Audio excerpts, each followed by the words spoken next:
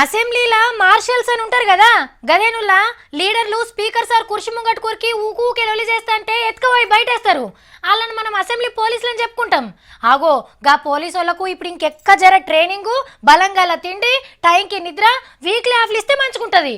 అబ్బా అవునా, అప్పుడప్పుడు జరిగే అసెంబ్లీ మీటింగ్లో గంత అవసరమా అని అంటున్నారు కదా.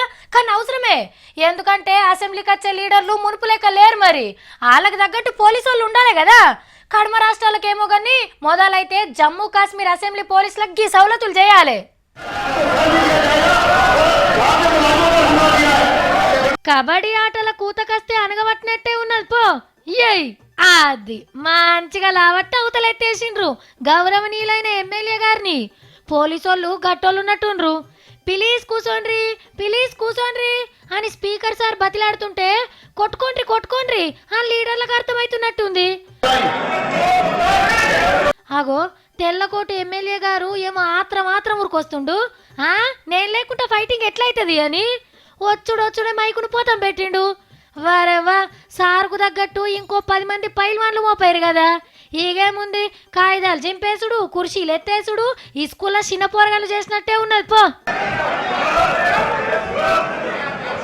పైల్వాన్ లీడర్ల పనితనం చూసి పోలీసు వాళ్ళే పక్కకు జరిగిండ్రు.